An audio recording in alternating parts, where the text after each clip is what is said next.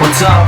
So we're here again, and college football week 1 is over, and we have a recap for you. But first of all, we are going to look at the game that happened today. Happened Monday night, Labor Day. We're looking at Clemson at Duke. And Clemson at Duke was the play of the week. That was the bankroll pick. That was the pick that we said to go all in and checking the tape. It was a wonderful game. I didn't expect it to turn out like that, but that's a heck of a game. That's a heck of a finish. That's the kind of game you want to enjoy when you got money on. And wow, did Duke come to play? And Clemson, since Lawrence left, I don't know if they can get that offense back. Let's just go over some of this. This is pretty unbelievable.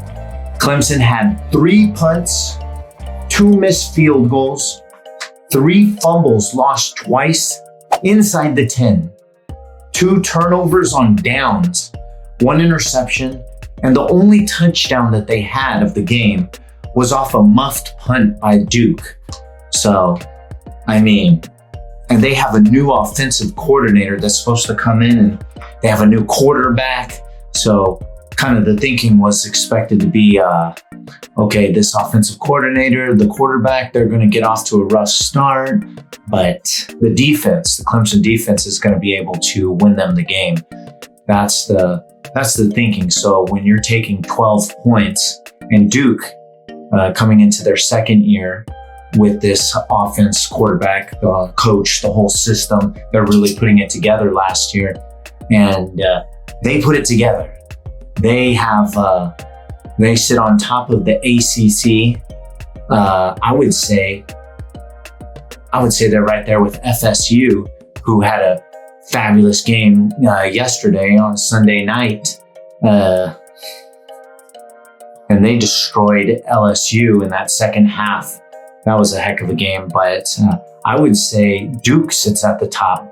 I think that they're a better team, and that's just going to be a heck of a game. I don't even know if they play this year, but if they do, I will not be betting that game unless the number's really crazy, like FSU plus 12 or something like that. I'll have to look it up. But anyways, Duke looks good, and we got the win. Week 1. Week 1 is over, and well, let's go over some of the games. We did lose the Minnesota one, but that's not a bankroll pick. That's the fun picks. If you want to do something on the side, obviously we look at all the games and we give you our thoughts. But when we give you a bankroll pick, that is the pick of the week. That's the one that you're going to bet on and you're going to use your money for. That one money that you're not going to touch all year. And at the end of the year, you'll have some money on the side and you'll be able to use it with whatever you want. Eventually, we'll take some off the table, but if you stick to the plan and you stay disciplined, you should have a good chunk of change. Minnesota, we gave you, and they were -7. They really disappointed, but Nebraska, they have a lot of starters that stayed, but their core, I would think, that was really disappointing. Jeremy Mims kept them in the game. He kept moving the ball, but Minnesota's quarterback, Athen Lanikis, he could not do anything. Even the passes he was giving his receivers were terrible, and they were making the most of them, but they could not move the ball. They couldn't rush the ball, and they really disappointed. I was hoping that the Minnesota defense would be more aggressive, they did what they do. They held them back, but if Minnesota can't score, they ended up winning the game by 3 on a field goal. And you want to keep that in mind. Minnesota has like one of the best field goal kickers in the game. So with a team that kind of grinds it out every week, that's something to look at. That's going to win them a lot of games. We also had Utah over Florida, and that should have been a no-brainer. So we did win that one. They covered, and they really destroyed Florida, who looks not like themselves. Their incoming class doesn't look like they've got any greatness in them at this point, but we'll have to see how it goes. But Utah, in my opinion, is the best team in the Pac-12 this year. I think that they're better than USC, they're better than Oregon, they're better than Oregon State. They're better than everyone, basically. Washington State, they're better than Washington. Washington looks phenomenal. I was kind of down on them. I didn't think they'd be that great, but they took a step up from where they were last year, and they destroyed Boise. Boise is putting something good together over there, but they need to stay in their lane. Obviously, they're still too slow. They're still growing. Should they do good in their conference? Probably, but not in the Pac-12. Not in the Pac-12. Pac-12 is probably the best it's ever been, and it's the last year of the Pac-12. So we'll see what happens. I don't know who's going to win the Pac-12, but give me Utah. I'm taking Utah if I'm going to take anybody in that division, especially with Cam Rising coming back. That's going to be fun. Who's not good is Arizona State. Arizona State looks like crap. They almost lost to Southern Utah. I don't know what the spread was, but they did not cover. That's for sure. Other games to look at were Stanford at Hawaii. We gave you Hawaii, and we expected the Rainbows Warriors to do a lot better. But man, Stanford looked big. Stanford and Cal both. They looked really big, and they really beat down the teams that they were playing. It's just a different level. It really is. And Hawaii usually able to move that ball. They look really good this year. Hawaii looks really good. They're not a terrible team they were last year, but sitting at 0-2 wouldn't tell you that. But we're going to catch them. We caught them in week 0, and we did not catch them against Stanford. I expected them to come out throwing the ball, and they just were not able to do anything. Stanford was in there every time. They couldn't tackle the Stanford players, even though Stanford's new quarterback was not that, he didn't look great. They were just small. They were tiny. We got, let's see what else. Oklahoma. Man. You got Dylan Gabriel coming in, his second year. How long has he been in the college football? Probably about 10 years. But he's coming in, and he's coming from UCF. We already know he's smart, he's fast. But he sent a statement out there to the world, letting Oklahoma fans know that they're back. And they have a defensive-minded head coach now, which is a little bit scary. If Oklahoma ever had a defense, my goodness, they can really put it together on both sides of the ball. I mean, 73-0. I wish I released that game, but I did not expect it to that level. The ones we got to release is something we all look at, and we all agree the stars align, and we give it to you. That's just the way it's got to be. And we're not going to pick any game we know. So we got Iowa. I really liked what I seen out of Iowa. They could score. Did they slow down in the second half? Absolutely. I expected the defense to have Utah State scored less, but I really like this Utah team. Iowa team. I really like the offense. I like the defense. I like everything about them. Are they kind of favorites to win their the West? What is it? I forget what it is. The Big Ten West or something like that. But yeah, they're They're sitting at number 25. I expect them to move up a little. Not right now. A win over Utah State doesn't do much for you, especially only by 10 points.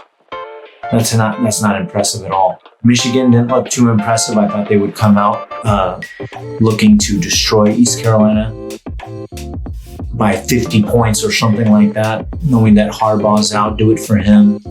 And they slowly walk their way to a 30-3 win. That's pretty good, but you expect it. I expect them to destroy ECU. ECU's pretty good. So what does that say for their secondary, that they were able to hold them to 3 points? I don't know. We'll find out when they face someone that's really good. Fresno State looking good. They went to Purdue, played Purdue. Fresno State, they lost their quarterback to the NFL. They lost their running back. They lost their wide receivers. They lost so many people that made Fresno State special. And they still came out. They won 39-35 in Purdue. That's impressive. What are they made of? It looks like these new guys might have something special. They might be able to take it, beat San Diego, San Jose State, some of these other teams that are in their conference. We got Iowa State. They won 30-9, and that brings up a good game next week, which Iowa State and Iowa are going to play. I'm excited to see that. I'm leaning towards Iowa. Ole Miss, 73-3. Coming out, Lane Kiffin and the quarterback, I can't remember his name, but he is a transfer. And Jackson, I can't remember his name, but he's no joke. He's starting off right where Coral left off, and I think he's better. Jackson, I can't remember. Anyways, it doesn't matter. He looks better than Coral. And Matt Corral just got picked up by the Patriots. We'll see what he does. He might get some playing time over Mac Jones, hopefully, because Mac Jones looks terrible. And Coral's got higher heart. I like the way that he plays, but I would keep a big eye open for number 22 Ole Miss. We're looking at some really good games and some really good teams this year. Everybody's fighting for playoff position. We got Oregon, they're looking tremendous, as always. Ohio State look like garbage for any Ohio State fans. Nothing personal. They have to be saying it to themselves. What were we doing out there?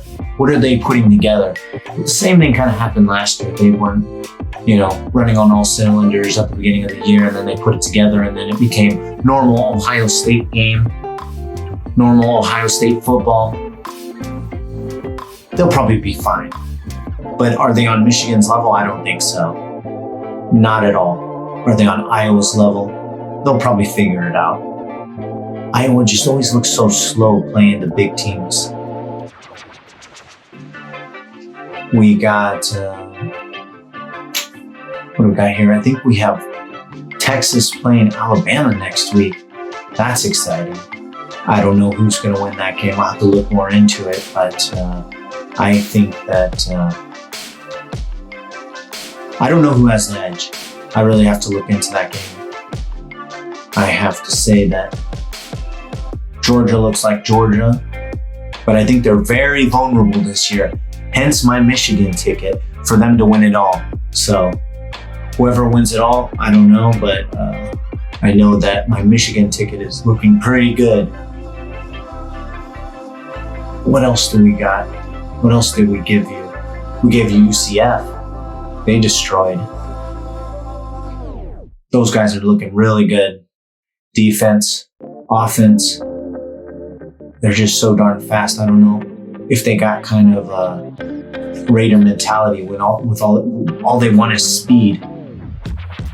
I don't know what we're looking at for next week, but we have a bunch of feelers out there for games, and we ended the week with a great game. Duke killing it. Oh my gosh. Boy, was that fun. Duke killed it 28-7. I guess that's the game that we're going to end on. We started on and we're going to end on. That's my boy right there. We got the Duke Blue Devils, Riley Leonard, everyone there. I just want to thank them. They're on the top of the ACC. They're the new Kings. Bye-bye, Clemson. Tigers need to figure it out. They'll probably be fine, but they're not number 9 now. Both, we didn't even talk about Colorado, but Colorado's jumping into the top 25, and so is Duke. Easily jumping into the top 25. They're probably going to be at 14 or something like that. And I mean, they beat number 9. I don't know if Clemson's going to fall out, but they're going to definitely fall into the 20s or something like that. And then LSU, they're not going to be 5 anymore. They're probably going to fall back to 9. And then Florida State's probably going to jump up to 5. I mean, they just manhandled them. But keep watching, subscribe, hit that button. You're going to get more bankroll picks. We're going to take the $945, something like that. You got to think of the juice, whatever. And then we're gonna turn that. We're gonna roll it into something else. We got NFL coming up. We got a lot of good games this Thursday. Whenever the games come out, whenever we decide, that's when you get them. So keep watching.